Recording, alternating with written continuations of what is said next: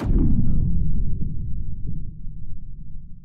right, welcome back, viewers, listeners, however you're consuming this podcast. We are back with another episode of the 2021 MLB Draft Show. I'm your host, Ralph Lifshitz. I, of course, am joined by my co-host, Joe Doyle. And today we have a very special guest. We're going back to the PG, the perfect game. Well, we don't have Sikowski back. We have his cohort, Vinne Cervino. Vinnie, welcome to the show, my man. How are you? Doing great, guys. Thanks for having me on. Yeah, thanks for joining us, man. Yeah, absolutely. Well, hey, let's just open the floor and keep it open. Give us a brief kind of introduction of how this summer has gone for you in terms of talent and who's impressed and yada yada yada. The floor is yours. Yeah, I guess when you're talking about kind of the top of the class, I think Andy Painter has really solidified his status as the #1 prep arm. From every start from PG National to World with Bat to East Coast Pro, it's been 93, 96 with command plus slider, above average curveball. He turned over a couple good changeups at East Coast Pro the other day. So I think he's solidly the top arm. And I think when you're talking about guys after him, you get a lot of, obviously, a lot of contention there. I think a guy like Chase Petty is certainly in that category. Chase Petty might have the best raw stuff in the class. Guys like Max Debiak are up there for sure. And then outside of the pitching, of course, I think kind of the story of the position players has been like James Wood just hitting the hell out of every ball he sees. It's just been unreal. Yeah. What? Do you have games with consecutive grand slams? I mean, I think like every time I watch James Wood, he barrels up like some top of the class arm throwing 94. Yeah, I know at East Coast Pro, he had back-to-back days with a home run. Yeah. He had a home run during the Ultimate Baseball Championship. He had 2. World with That, I think he hit 2, including the one that was at his eyes that Gerard got on video, which was just sick. Crazy. But like he's got all of the success in the world. But what's really stood out for Wood is that like he's really made a lot of strides in terms of plate discipline, pitch recognition. Like the first at bat I saw from this summer, he got down 0-2 and smoked a Christian Little curveball back up the middle. And then like he doesn't get fooled. He's very good pitch recognition. Then obviously like you're talking about a guy with a plus arm and a plus run who's 6'6" and massive power. So I think you're absolutely talking about a guy who could very well be the first prep prospect off the board at this point. Yeah, I mean, obviously, I don't have the extensive looks or history that you guys have or in person. A lot of it's been over video. I've been lucky enough to be able to watch some of these different events. The thing with Wood that sticks out to me is, it's not just sort of, the fact that he's got power. You expect that from a guy who's 6'6". He's incredibly short to the ball. Like his hit tool might be as advanced as any of these guys, including like, the smaller, more compact shortstops that you typically would, figure would be hit tool first guys that could potentially, develop power. He's got that element where he's short the ball. He can go the other way. He's pretty advanced as a hitter. I would honestly say at this point, he might be the most advanced prep hitter in the class. Yeah, I think you're right on there. That's something that I think, like you mentioned, gets overlooked a little bit when you're talking about the 6'6" guy, left-handed, massive power. Yeah, fastest hands in the class. I mean, I saw one at bat this summer where he was hitting against Irv Carter, and Irv Carter tried to quick pitch him 88 in on the hands. He hit a ball about 380 feet foul, but like he got his hands in on an 88 quick pitch at the chest. Like, yeah, the hit ability is really, really strong for Wood. It's very there's like a degree of polish there almost, especially in terms of like battling tough pitches off, battling away a lot of pitches. Like he doesn't take at bats off, and he rarely swings and misses through like pitches that fool him, which is rare, especially for any high school hitter. So I think he's certainly up near the top of the hitability charts for the prep prospects, no doubt. And he's a guy that I think we've sung his praises in at least the last 2 weeks, if not 3 of the last 4 shows. His family's retweeting the show. So this question I say with some trepidation, but what are the sort of the knocks? Because we've said so much good things about Wood. Like if we're trying to play devil's advocate, what are some of the things that not necessarily like glaring weaknesses, but like he needs to improve? Or Yeah, maybe.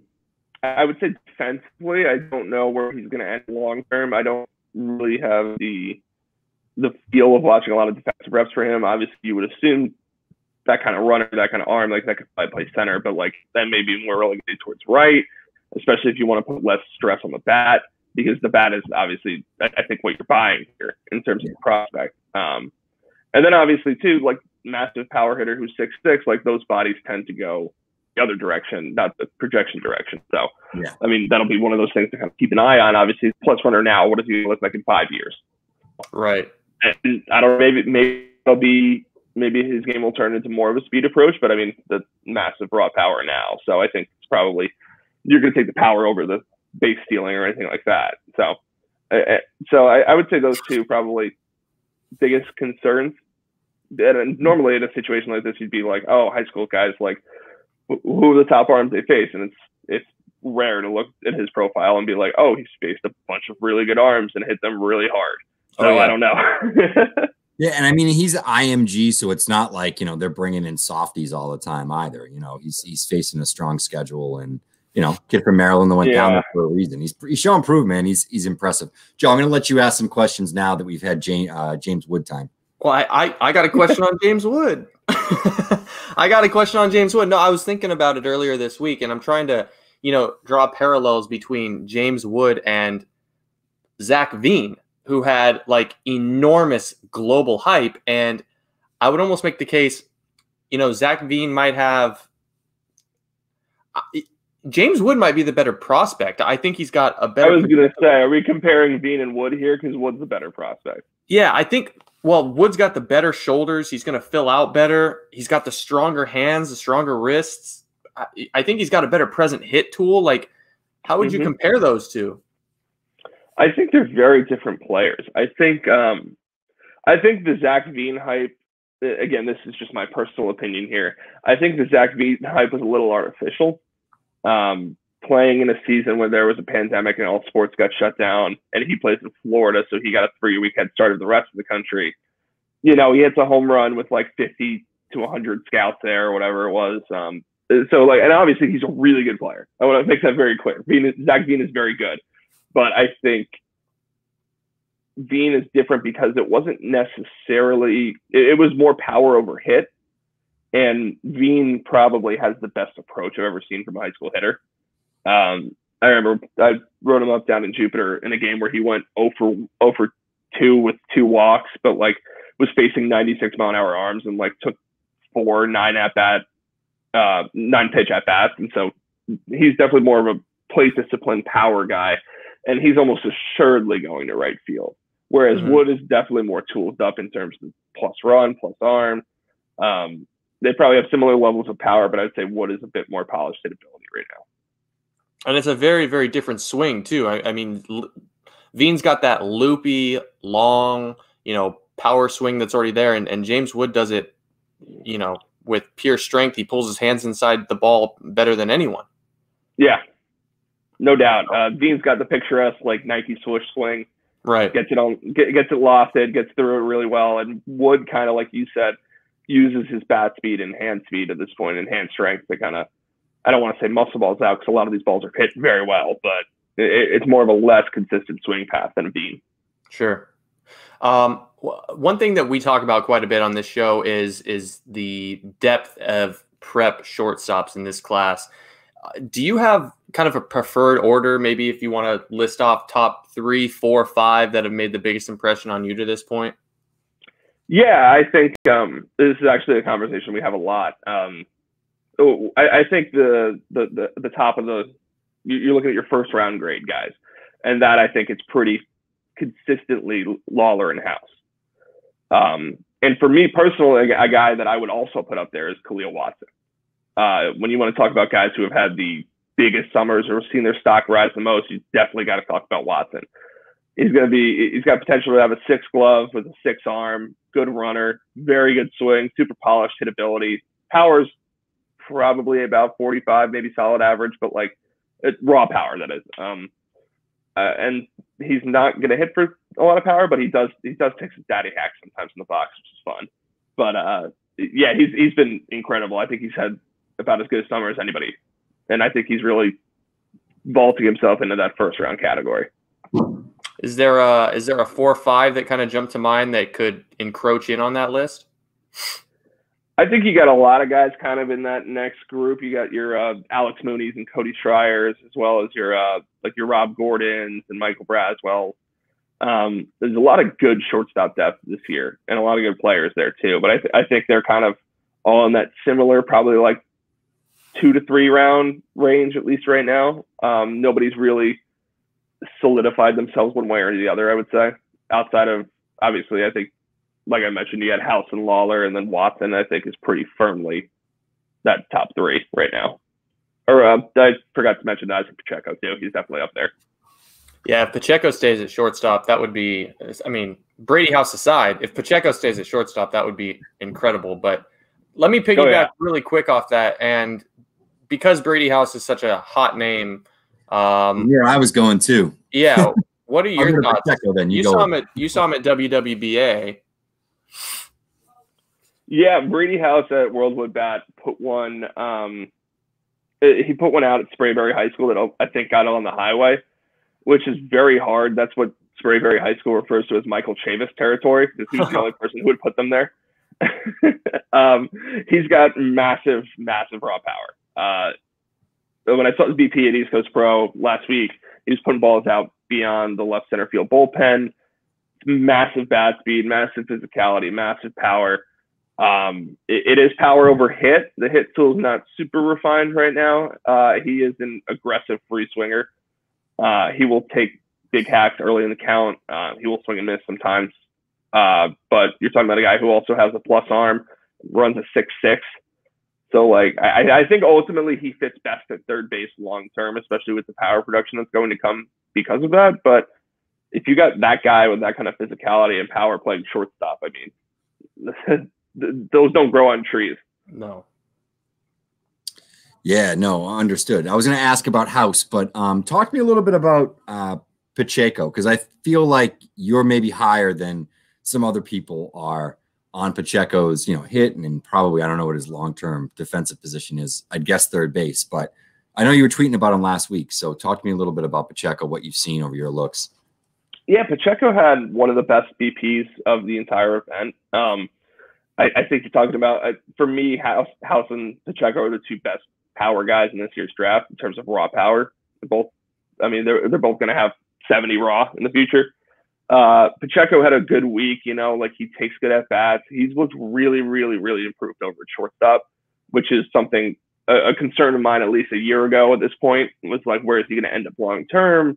He's super physical now, et cetera, but like he's really short up the body. The footwork is good. He's got an above average arm. Like I think now he's a safer bet to, we'll slide him over to third base when he starts filling out type deal, as opposed to a year ago. But there's some swing and miss in the game. It's a really good swing. He hit one on a line that just hit off the center field wall. Might have got like 10 feet off the ground. It was just an absolute piss missile.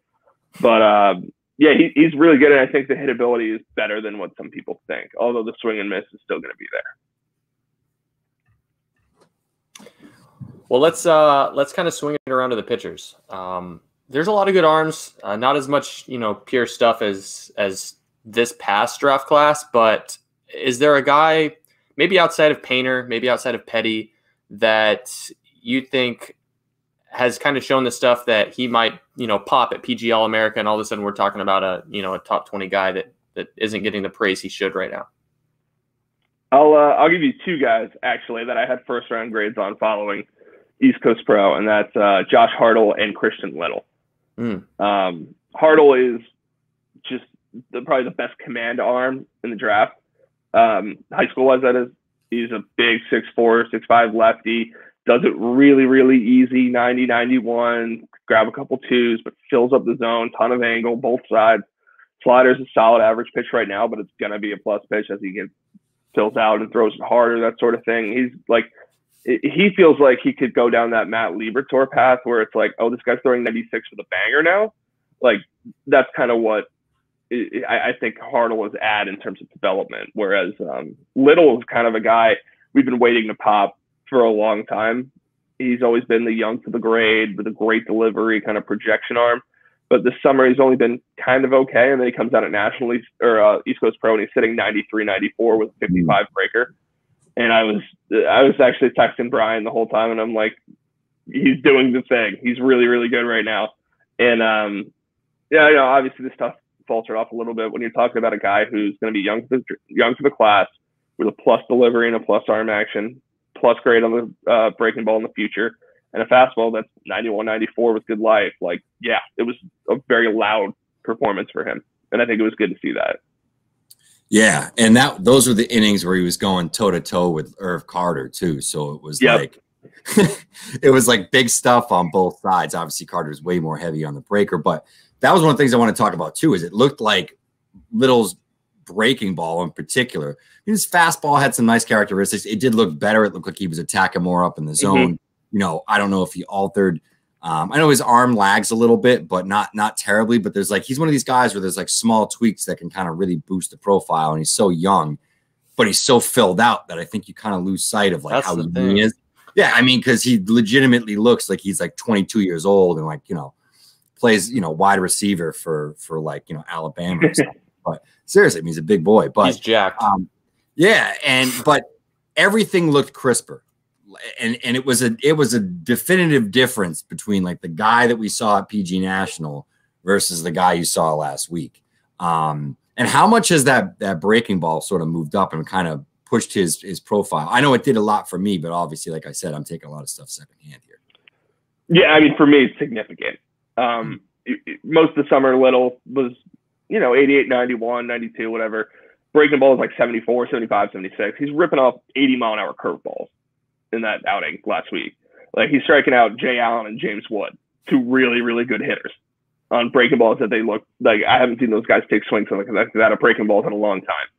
So he's throwing it 77 to 80, good spin, good life, really sharp break to it. And then I was having this conversation with Zach actually, and we're like, yeah, that's easy plus projection on that. It was he threw maybe I think 3 or 4 in the first inning. 3 of them were 55s. It was really easy to project on that moving forward. And it's clear that I don't know what he did per se. Maybe it's a different grip, or maybe he's just, doing what most people should do on breaking balls, which is throw the hell out of it. This is a tangent, but I think most kids try to guide at breaking balls and just let it rip, man. Just go for it. But he was definitely throwing it harder, and it was a banger. So he was very loud. And like you mentioned, Ralph, that was a game where you got Painter, Irv Carter, Holton, him going, a lot of good arms. Holton was the guy I wanted to ask about because I hadn't seen much of Holton at all, and there's something there. What's your history on Holton? Sort of where does he rank amongst sort of the arms? Because there's a ton of prep arms right now, and I feel like from event to event, there's a new poster boy. It was Maddox Bruns a few weeks ago. It's this guy, it's that guy. But Holton was a guy that I don't think has been talked about a ton. That was pretty impressive. I mean, he wasn't Andrew Painter, but I don't think really anybody in the class is at this point. Yeah, that's fair to say. But Holton is definitely a personal favorite. I'm a big fan of Holton. He's pitched in a lot of big games.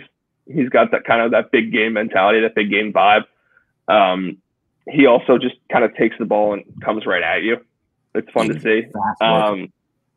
Works super fast, hides the ball up to 95, but 91, 93 mostly. Fastball plays up. He's probably, I'm not sure what the numbers are, but I'm sure the vertical height is very low on his release, considering his mechanics and everything. He's got a weird low spin slider that's really good. It's 76 to 79 with 1,700 spin rate. But he really commands it well. I get some bad swings on it. Changeup's good too. Changeup actually has higher spin than the slider, which is very weird. Is it a gyro slider? Maybe. I'm not sure. We'd have to know what the true spin is, Joe. It could still be incredibly. The way it moves, it's got a lot of vertical drop. I'm going to guess. Yeah, it does. Yeah. It almost looks like a changeup. It's funny you brought that up. That was what I wanted to ask. There was something low 80s with 1900 to let's say 2000 maybe in terms of max spin. And then there's something else that was in the 70s that you would have maybe, and I'm kind of which one's the slider and which one? It almost looks like they were effective. they were effective against a good lineup too. I mean, we saw Wood in that. I mean, Wood took him to the wall, but who didn't Wood slam in that game? You know. Oh, that's right. Yeah, he had a triple and a home run in that game. We forgot about that. Yeah, exactly.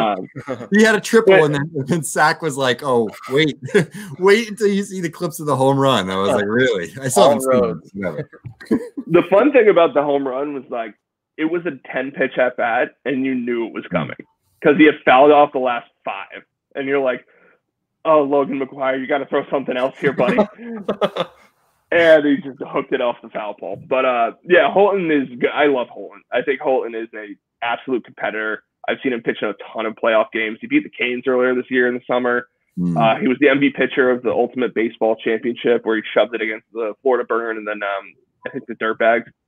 So he just really competes his ass off. And he's got pretty good stuff to back it up.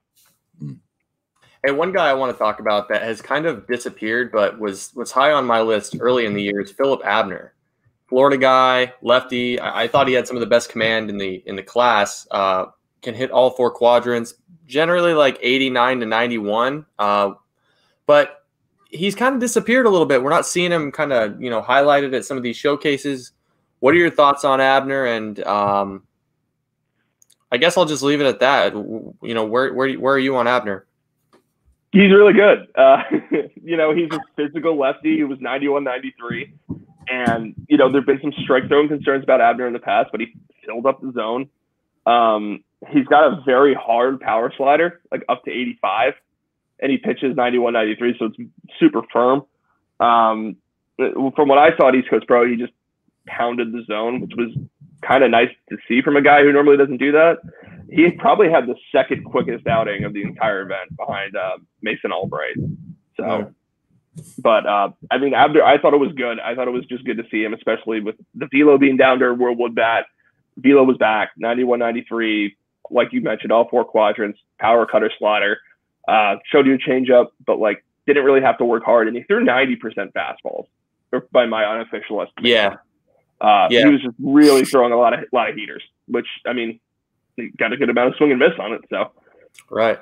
I mean, he makes it look easy. He makes it look easy. It seems like an easy operation that he's got. And I know he's not going to be the guy with the highest ceiling per se in this class, but I think there's always value in consistency. One other southpaw that I really wanted to hit on is Pierce Pappola. I've been pretty high on him from the beginning because the stuff is just funky and it's nasty and there's limbs flying everywhere. More specifically, I want to ask you about his mechanics and his operation because it's clearly improving as the summer has gone on. But where do you stand on his body control, his balance, his ability to repeat?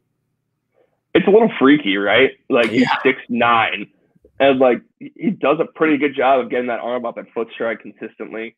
Like you mentioned, it's funky. Like it's a low slot. It's mostly 88, 91, but like he's also a 6'9" lefty, so the ceiling's kind of infinite at this point. He kind of turned into similar performances he did kind of for most of the summer. 88, 91, sprayed it a little bit early, and like pretty good slider, going to be a good pitch. But Pappola is actually, he's fascinating because I think there are some things he can kind of tweak a little bit, maybe mechanically. And I think a combination of that, I think any team that takes him in the draft is going to be like I feel like a team like the Dodgers, right? If they took him, they'd be like, player development, go have some fun. Like just mix around with this guy to see what we can do. Any good PD is going to have like a bunch of different ideas for what to do with him. People that are probably more smarter than I am.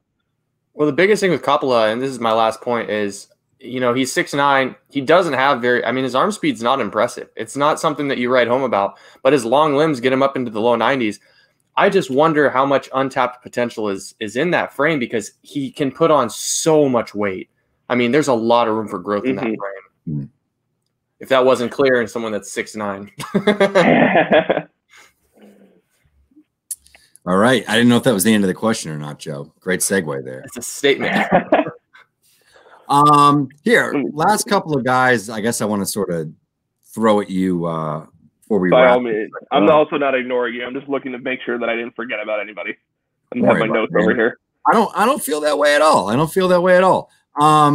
couple of arms I wanted to ask you about that were really interesting. I think in particular at PG National, they kind of both, I was going to say jumped off the page, but that's kind of hokey. But Gage jump, and then Jackson Jobe, who obviously had crazy high spin on that breaker. Have you seen either of them since?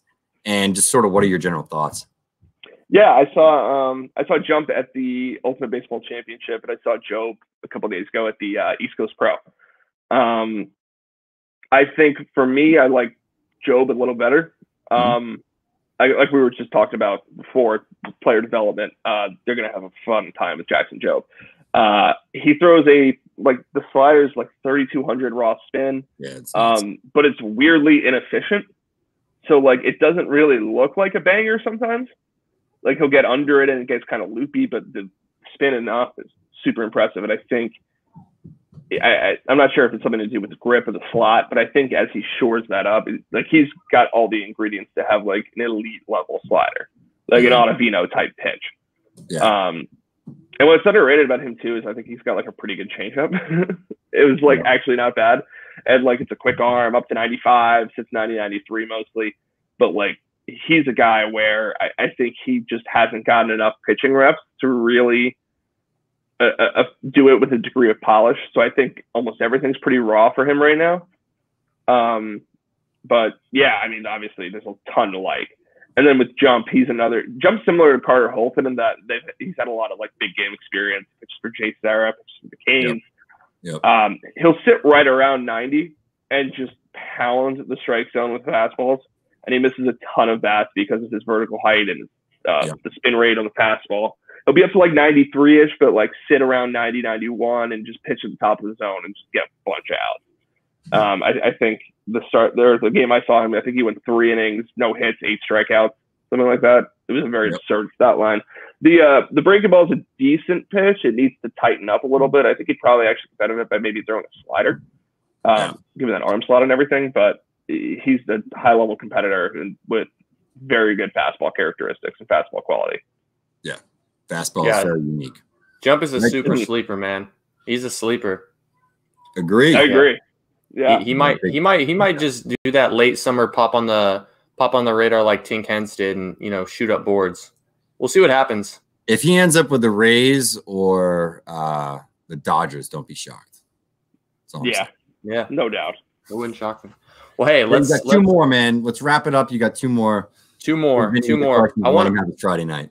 I want to talk about a couple of the physical freaks, just the guys that do things a little bit differently, and kind of get your scouting take on them. And that's Josh Baez and Vinnie Montgomery. They're a couple polarizing guys. What have been your thoughts? And I mean, maybe taking it a step further, where do you think the ceiling is for these 2 dudes? Yeah. So when I watch Baez, what comes to mind is like, this may sound a little cliched, but like, this is what it's supposed to look like. Like good round of BP, great body, big arm.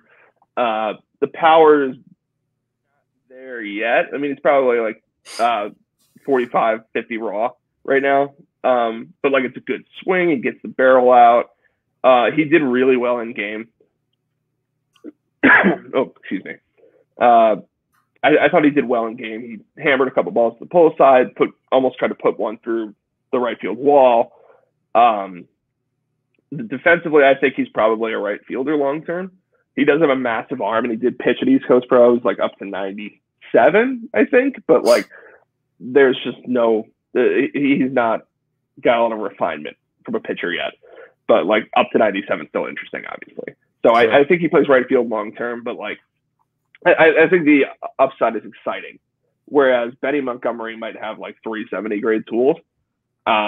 He's a freak. He's a great 70 runner, 70 arm. I think there's no doubt he can play center field, and he does get sneaky power. The problem is the swing is just super quirky. Yeah. He does have that late hitch. It's almost Hunter Pence like, but he finds the barrel enough, and we've seen him do it in game before, to where the tools in the package are so loud that you're going to be willing to bet on the bat long term. Sure. Yes, he's also more than happy to joke around about his swing, which impressed me quite a bit. Oh, really? That's Seriously, cool. when we interviewed him, it was like we were talking to like somebody who was like 40. Yeah, he's funny too. You know, he's funny. Yeah, yeah, had a good sense of humor, like really, really candid answers. Well, actually, if you definitely. talk to Benny again, ask him how it felt to run into Taiwan Malone. Because that I have a video. He hit like a grounder back to the pitcher, and Malone, who was a 6'4", 308-pound four-star defensive tackle, was pulled off the bag, and Benny didn't win that battle. I bet. As big as Benny is, he wasn't. Benny's a small guy. Yeah, Benny's not taking out Taiwan. Yeah, because he's what, 6'4", 190. You know, like yeah, somewhere around there. Yeah. Not heavy, not heavy. All right. Well, Vinny, I appreciate you joining us today on the show. Lots of good information. Make sure you follow him on Twitter. You can see the Twitter handle right there on the screen, so I don't have to read it off to you like an idiot. Joe, any parting words before we get out of here? I got nothing, man. Vinny, it's been a pleasure, and you're welcome back anytime. It was fun. Awesome. I appreciate it, guys. Thanks for having me on. Love talking shop.